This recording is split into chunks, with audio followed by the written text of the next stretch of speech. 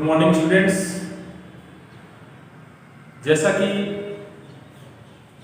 हम खनिज संसाधन के बारे में अध्ययन कर रहे हैं, खनिज संसाधनों के बारे में हमने पहले इसके वर्गीकरण के बारे में पढ़ा था, खनिज की डेफिनेशन के बारे में अध्ययन किया था।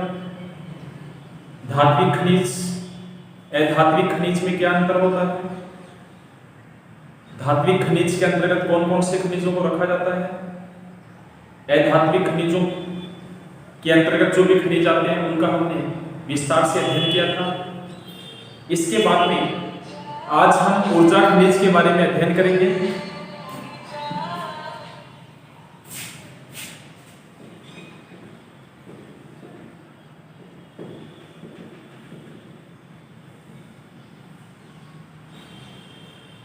ऊर्जा खनिज यानी वे खनिज जिनको उपयोग में लेने से हमें ऊर्जा या ऊष्मा की प्राप्ति होती है, उन्हें हम ऊर्जा खनिज कहते हैं।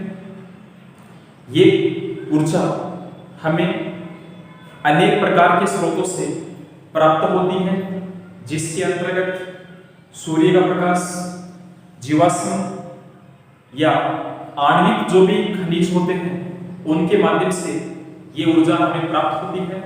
तो सबसे पहले ऊर्जा खनिज क्या होते हैं, यानी वे खनिज जिनको उपयोग में लेने से ऊर्जा या ऊष्मा की प्राप्ति होती है,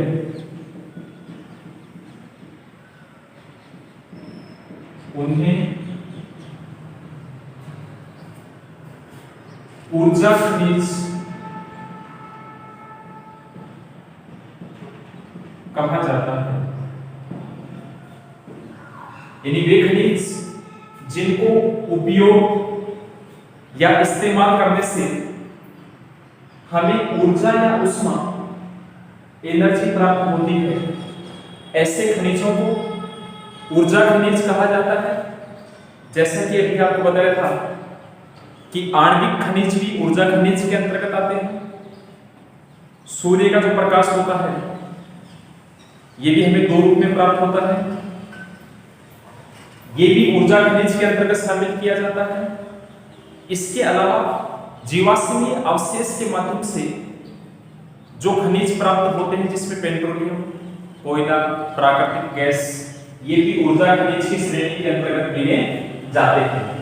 इसके साथ साथ ऊर्जा जो खनिज होते हैं, इन खनिजों को हम तीन श्रेणी के अंतर्गत इनका अध्ययन करते हैं, जिसमें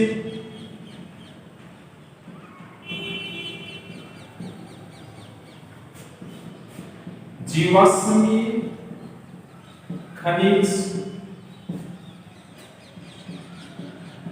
सौर ऊर्जा या जो नवीकरणीय संसाधन होते हैं, जो असमाप्य संसाधन होते हैं या जिन्हें अपरंपरागत संसाधन कहा जाता है, इसके अंतर्गत और भी खनिज आते हैं। पवन ऊर्जा भी इसके अंतर्गत आती है, जल विद्युत ऊर्जा भी आती है। इसके साथ साथ आणविक या जो परमाणु खनिज होते हैं, ये ऊर्जा खनिजों का वर्गीकरण होता है। जैसा आपको पता है जीवाश्मीय खनिज, इसके अंतर्गत कोयला, पेट्रोलियम, प्राकृतिक गैस आता है। आणविक जो थोरियम, बेरिलियम, जिरकन, इल्मेनाइट, सौर ऊर्जा, ये अपरंपरागत खनिज होते हैं। इसमें सौर ऊर्जा, पवन ऊर्जा, बायोगैस, जल विद्युत ऊर्जा आदि को शामिल किया जाता है। अब हम खनिजों के बारे में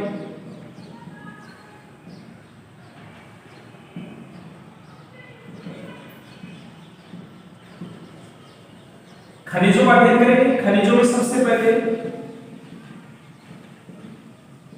हम कोयला के बारे में अध्ययन करेंगे। कोयला एक जीवाश्मीय खनिज होता है, किसी भी प्रकार के जो भी तापीय उद्योग होते हैं या जिनके अंतर्गत ऊर्जा की आवश्यकता होती है, उसमें कोयला एक परंपरागत ऊर्जा संसाधन के रूप में महत्वपूर्ण भूमिका निभाता है। यदि परंपरागत ऊर्जा संसाधनों में कोयले का सबसे महत्वपूर्ण स्थान माना गया है। कोयले का उत्खनन भारत में सबसे पहले रानीगंज की जो खान थी, उस खान से भारत में कोयले का खनन माना जाता है तथा यह खनन 1814 ईस्वी के अंतर्गत किया गया था। यानी सन 1814 में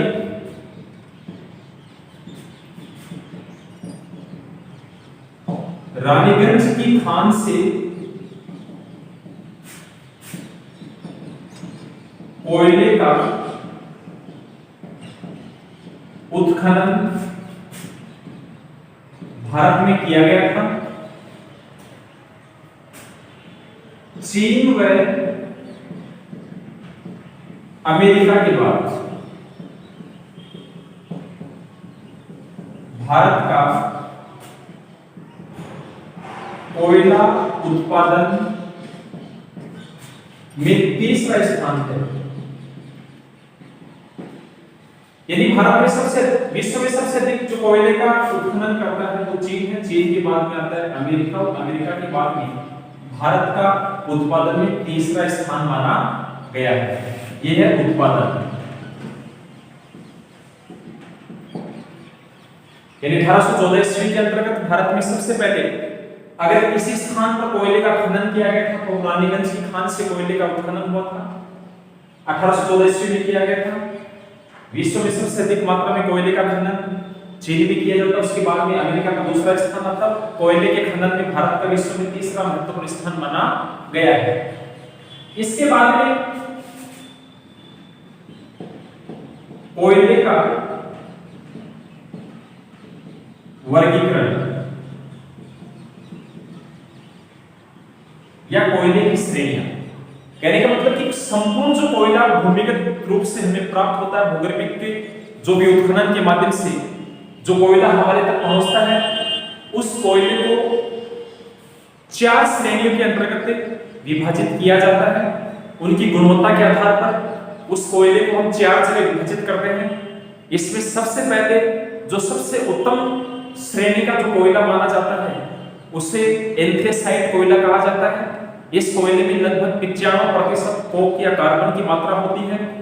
ऐसा माना जाता है कि जिस कोयले के अंतर्गत सबसे अधिक मात्रा में कोक या कार्बन की मात्रा होती है, वह कोयला उतनी ही अधिक मात्रा में या उतनी ही अधिक के मात्रा के अंतर्गत वो ऊष्मा का उत्सर्जन करता है। जैसे कि मान लीजिए एंथ्रेसाइट कोयले में 95% कार्बन होता है तो 95% तक हमें ऊष्मा प्रदान करता है। उसके अंतर्गत राख एवं धुआं न के बराबर होता है। यानी एंथ्रेसाइट कोयला जलने पर राख और धुआं बिल्कुल भी नहीं देता है, बहुत कम मात्रा में देता है। अगर आप 1 किलोग्राम कोयले को जलाते हो तो लगभग आपको 1 किलोग्राम कोयले के बराबर ऊष्मा प्राप्त हो जाती है। तो सबसे पहले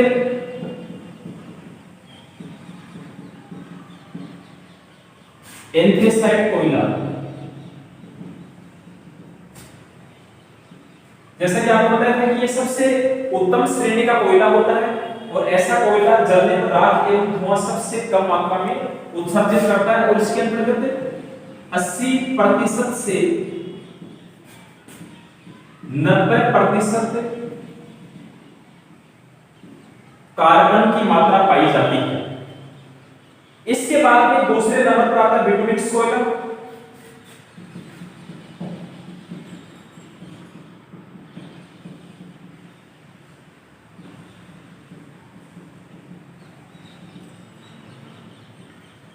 ये भी एक उत्तम श्रेणी का ही कोयला माना जाता है। इसमें लगभग 75% से 80% कार्बन पाया जाता है।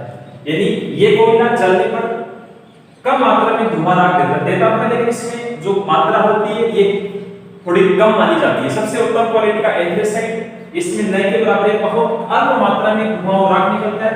इसमें अधिकांश मात्रा में आपको ऊष्मा प्राप्त होती है। बिटुमिनस कोयला 75 से 80% तक इसमें कार्बन की मात्रा पाई जाती है। इसके बाद में आता है लिग्नाइट कोयला।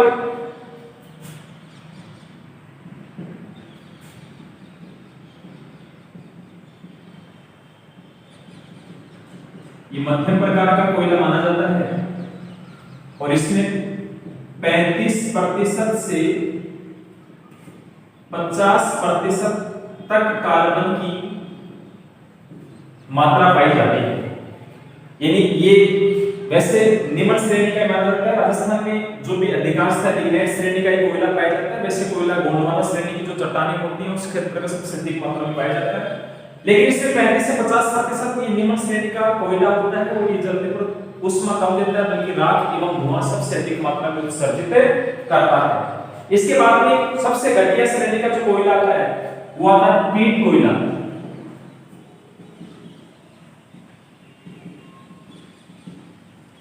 ऐसा माना जाता है कि लगभग 15% से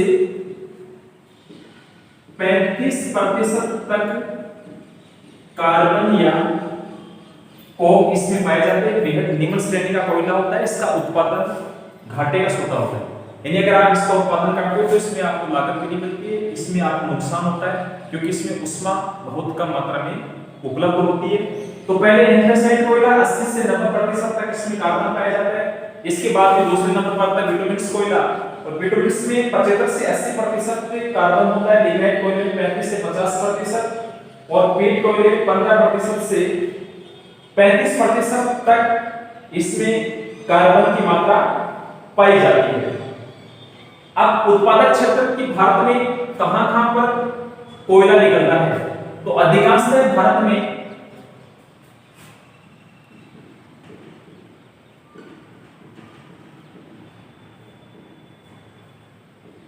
औषधि के साथ साथ जो गोंडवाना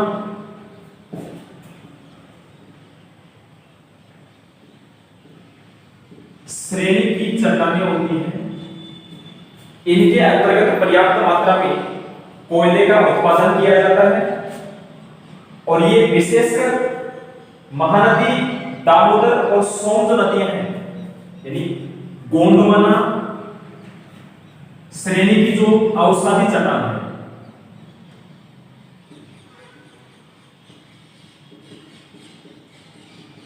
इनके अंतर्गत कोयला पाया जाता है।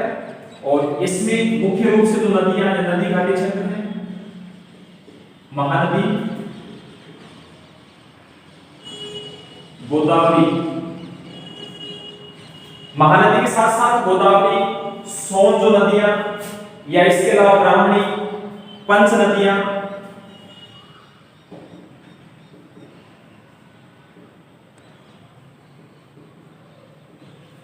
पंच नदी घाटी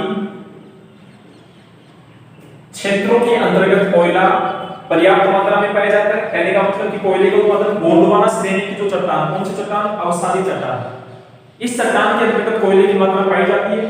विशेषकर ये अवसादी चट्टानें कहां पाई जाती है? गोंडवाना श्रेणी की महानदी घाटी क्षेत्र में, गोदावरी नदी की जो घाटी है उसके अंतर्गत कोयला पाया जाता है। सोन, ब्राह्मणी के साथ साथ पंच जो नदियां हैं उसके अंतर्गत पर्याप्त मात्रा में कोयले की मात्रा पाई जाती है।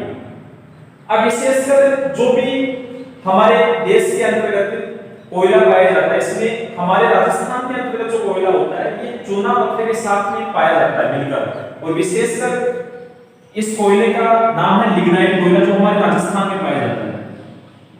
और ये मुख्य रूप से चूने के पत्थर के साथ में मिश्रित होता है। विशेषकर कहां पाया जाता है लिग्नाइट कोयला? राजस्थान में बाड़मेर में, बाड़मेर में कपुर्डी, जालिपा, यानी कपुर्डी जालिपा की जो खानें राजस्थान के अंतर्गत पाई जाती हैं, इनके अंतर्गत पर्याप्त मात्रा में कोयले के अवशेष पाए जाते हैं। इसके साथ साथ नागौर के अंतर्गत भी या बीकानेर के अंतर्गत भी जो कोयला भरसिक्सर या इसके अलावा अन्य जो महत्वपूर्ण क्षेत्र होते हैं उनके अंतर्गत भी कोयले के भंडार पाए जाते हैं। मुख्य रूप से अध्याय 2 नंबर का आता है, इसमें छोटा क्वेश्चन आपसे पूछा जाता है। आपसे पूछ सकते हैं कि भी ऊर्जा खनिज किसे कहते हैं। विशेष का जो क्वेश्चन बनता है वो कोयले के वर्गीकरण का बनता है।